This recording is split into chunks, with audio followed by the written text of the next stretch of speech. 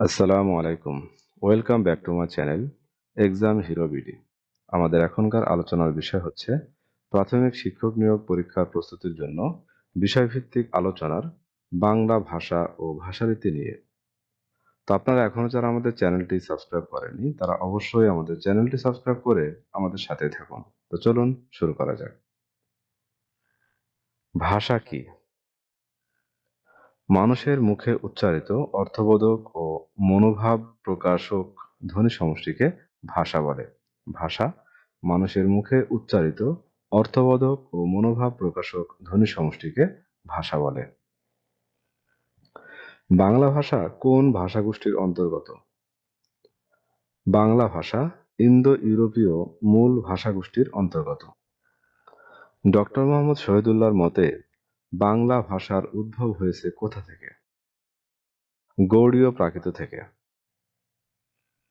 প্রাকৃত শব্দের অর্থ কি? স্বাভাবিক।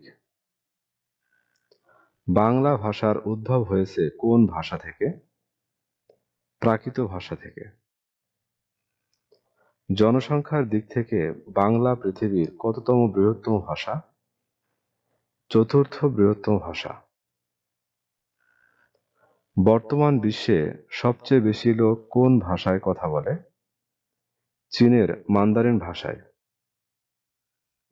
বাঙালি ভাষার পরিবর্তে প্রথম বাংলা ভাষা ব্যবহার করেন কে? পর্তুগিজ পাদ্রী মানুয়েল দা সুমসাও। বাংলা লিপির বর্ণ মুদ্রণ উপযোগী করে তোলেন কারা? চার্লস উইলকিন্স ও পঞ্চানন কর্মকার। বাংলা লিপির বর্ণের আধুনিক রূপ দেন কে? পঞ্চানন কর্মকার। আধুনিক বাংলা লিপি স্থায়ী রূপ লাভ করে কখন? অষ্টাদশ শতকে। বাংলা ভাষায় স্পর্শ বর্ণ কয়টি? 25টি। ব্যাকরণের মূল ভিত্তি কি? ভাষা। ভাষার সংবিধান বলা হয় কাকে? ব্যাকরণকে। বাংলা ভাষায় ব্যাকরণ শব্দটি কোন ভাষা থেকে এসেছে? সংস্কৃত ভাষা থেকে। ব্যাকরণ শব্দের সঠিক অর্থ কি? বিশেষভাবে বিশ্লেষণ। বাংলা ভাষায় রচিত প্রথম বাংলা ব্যাকরণ গ্রন্থ কোনটি? গৌড়ীয় ব্যাকরণ। বাংলা ভাষার ব্যাকরণ প্রথম প্রকাশিত হয় কত সালে?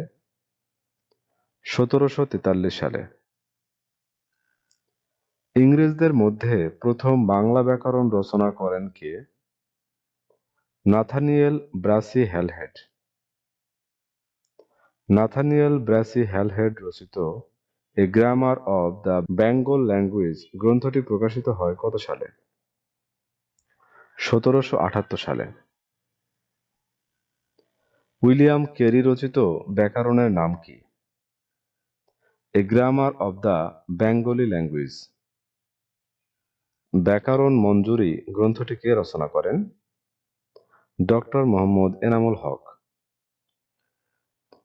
The origin of the development of the Bengali language গ্রন্থটি কে এবং কত সালে রচনা করেন? ডক্টর সুনীতি কুমার চট্টোপাধ্যায় 1926 সালে। The origin and development of the Bengali language গ্রন্থটি ডক্টর সুনীতি কুমার চট্টোপাধ্যায় রচনা করেন 1926 সালে। ভাষার মৌলিক উপাদান কি? শব্দ। ভাষার মৌলিক উপাদান শব্দ। ভাষার মূল উপকরণ কি? বাক্য। ভাষার মূল উপকরণ বাক্য। বাংলা ভাষার মৌলিক অংশ কি কি? ধ্বনি, শব্দ, বাক্য ও অর্থ। ভাষার মৌলিক অংশ 4টি: ধ্বনি, শব্দ, বাক্য ও অর্থ। পৃথিবীর অধিকাংশ ভাষার রীতি কয়টি? 2টি। পৃথিবীর অধিকাংশ ভাষার রীতি 2টি। বাংলা ভাষার সূচনা পর্ব থেকে যে ভাষারীতি প্রচলিত রয়েছে তাকে কি বলে? সাধুরীতি। বাংলা ভাষার সূচনা পর্ব থেকে যে ভাষারীতি প্রচলিত রয়েছে তাকে বলে সাধুরীতি। সাধু ভাষায় কোন শব্দ বেশি ব্যবহৃত হয়?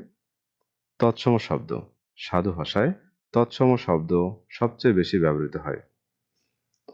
সাহিত্যের গাম্ভীর্য ও আভিজাত্য প্রকাশ পায় কোন ভাষায়? সাধু ভাষায়।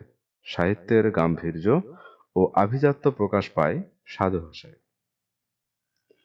সাধু ভাষা সাধারণত কোথায় অনুপযোগী? নাটকের সংলাপে।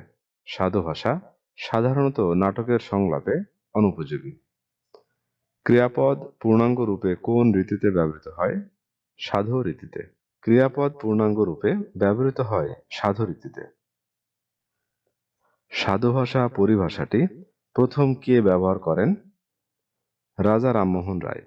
সাধু ভাষা পরিভাষাটি প্রথম ব্যবহার করেন রাজা রামমোহন রায়।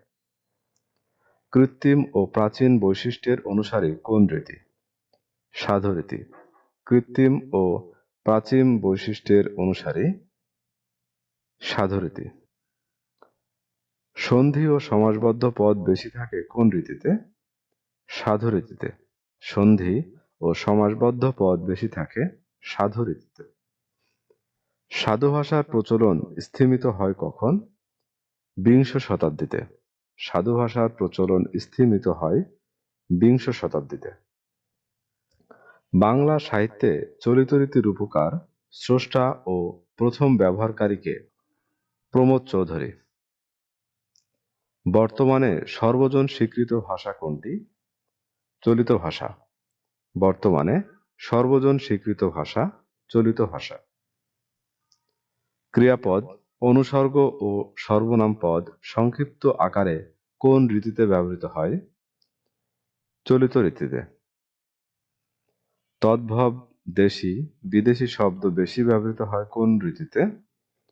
চলিত রীতিতে। বক্তৃতা ও নাটকের সংলাপের জন্য কোন ভাষা বেশি ব্যবহৃত হয়? চলিত ভাষা। চলিত ভাষার নিজস্ব বৈশিষ্ট্য কি? তদ্ভব শব্দবহুলতা। পরিবর্তনশীল ভাষা কোনটি? চলিত। ধরাবাঁধা কোনো একক রীতি নেই কোন ভাষারীতির? আঞ্চলিক ভাষারীতির। আঞ্চলিক কথ্য ভাষার অপর নাম কি? উপভাষা। বাংলা ভাষায় প্রচলিত বিদেশি শব্দের ভাবানুবাদমূলক প্রতিশব্দকে কি বলে? পারিভাষিক শব্দ। বাংলা সাহিত্যে দাড়ি, কমা, কোলন প্রভৃতি বিরাম চিহ্ন কে ব্যবহার করেন? ঈশ্বরচন্দ্র বিদ্যাসাগর। বাংলা ভাষায় বিরাম চিহ্নের সুষ্ঠু প্রয়োগ শুরু হয় কত সালে? 1847 সালে।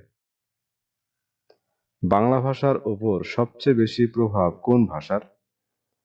ইংরেজি ভাষার। তো ভিউয়ার্স, এই ছিল আমাদের এখনকার আয়োজন। আমাদের পরবর্তী ভিডিও দেখার আমন্ত্রণ জানিয়ে এখানে শেষ করছি। ধন্যবাদ।